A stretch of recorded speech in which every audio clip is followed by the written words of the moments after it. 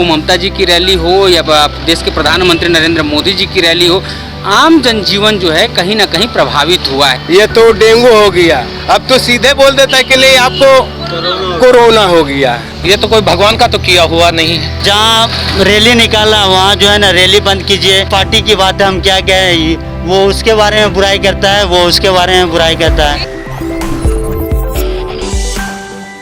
वैश्विक महामारी कोरोना की चपेट में पूरा विश्व आ चुका है और मौजूदा स्थिति ये है कि दूसरी लहर जो कोरोना की है वो पहली लहर से भी खतरनाक है।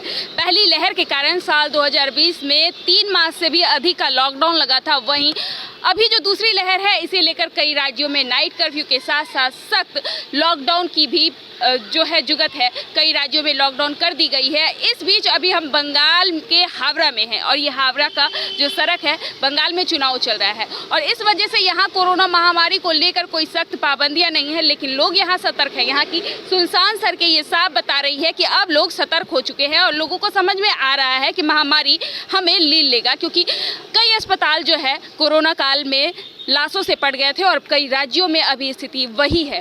और अभी यहाँ की क्या स्थिति है और यहाँ के लोग अभी क्या सोचते हैं, भले ही यहाँ लॉकडाउन ना हो लेकिन यहाँ की सुनसान सड़कें अपने आप में काफ़ी कुछ बयां कर रही है और यहाँ के लोग क्या कहते हैं ये जानना जरूरी है। तो चलिए यहाँ के लोगों से जानते हैं कि लोग क्या सोच रहे हैं और कोरोना को लेकर वो कितने सतर्क हैं। मेरा महेश कुमार शर्मा नाम है।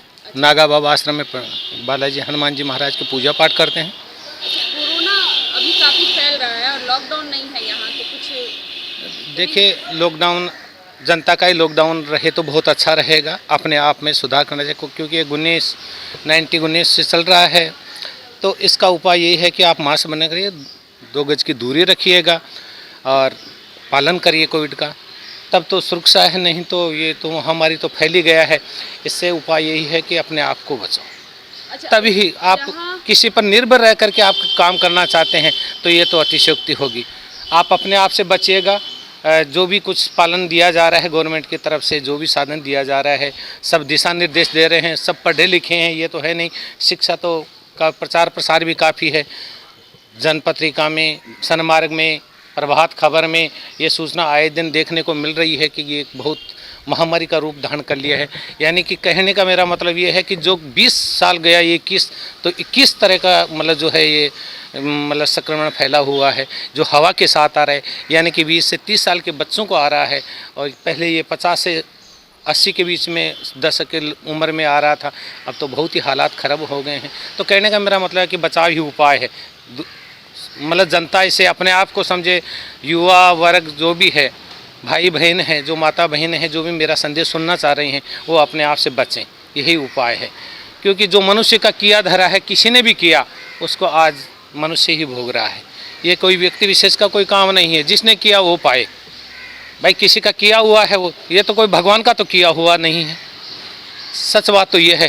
तो अपने से मन में उतार लीजिए कि इससे बचना है, यही उपाय है। जब होता है तो कोरोना के बारे में कोई जो है ना मतलब प्रचार नहीं करता है लोग कि कोरोना है, मास्क का, सोशल डिस्टेंसिंग का फॉलो कीजिए, ये करिए।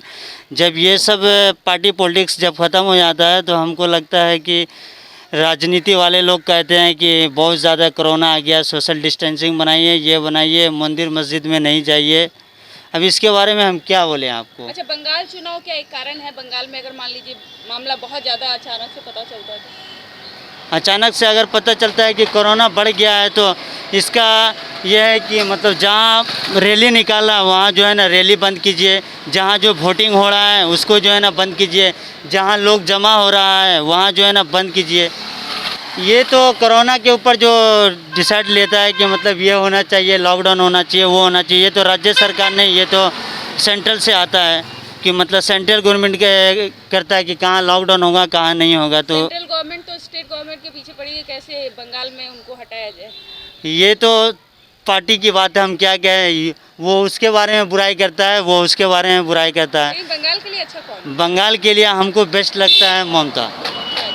हमारे लिए तो फिलहाल ममता बेस्ट लगती है। जिसको जो अच्छा है वो कहे, हम क्या कर सकते हैं। मेरा नाम वासुदेव मंडल है, मैं बिहार के रहने वाले हूँ। अच्छा, यहाँ आप रह रहे हैं अभी ना? जी। तो कोरोना फैल रहा है और इतना मतलब भीड़ भाड़ भी रहता है। भीड़ भाड़ है, लॉकडाउन नहीं है। कैसे नहीं लॉकडाउन चल रहा है? आदमी बोल रहा है 3 फीट के दूरी रहो, उसको बाद बोलता है मास्क लगाओ, बीमारी तो आदमी सरकार भी नहीं देख रहा है, नहीं हम देख रहे हैं।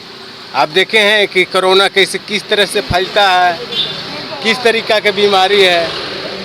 ये तो सरकार भी नहीं पहचान पा रहा है, कि खाली बोल रहा है कि हम ये काची दवा का हम नाम एक भूल वैक्सीन दे रहे हैं। आज तो साल भर हो चुका है, मगर वैक्सीन अभी तक निकला नहीं, दवा निकला भी नहीं है। वैक्सीन देंगे तो कोरोना दूर होगा, तो कोरोना आज भी दूर नहीं हुआ है, कोरोना बढ़ते ही जा रहा है। आदमी बोल रहा है 1 की बात नहीं करो, 3 मीटर दूर हट के बात करो, तो पर भी आदमी इतना जो ठेला ठेली जो अभी मार्केट में चल रहा है, अभी कोई पब्लिक तो नहीं मान रहा है कि हम सट के चल रहे हैं कि उससे हट के चल रहे हैं। लॉकडाउन जब करना है तो मैंने जो लॉकडाउन जो करना है तो पहले ही कर चुके, रुकना चाहिए।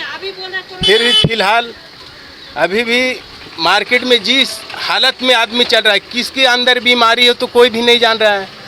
आप इतना दूरी तक कि आपको क्या बीमारी है, मेरे क्या बीमारी हो तो सरकार भी नहीं जान रहा, वो भी नहीं जान रहा है। जो पॉजिटिव निकलता है कि चलो अब मेरा बुखार लग गया तो चलो हॉस्पिटल चलो, तो उसको बाद में बोलता है कि नहीं भाई, किसी को पहले होता बीमारी तो मलेरिया हो गया, ये तो डेंगू हो गया, अब तो सीधे बोल देता है कि नहीं आपको कोरोना हो गया। बंगाल में चुनाव है और कोरोना फैल रहा है, इस पर कुछ कहेंगे?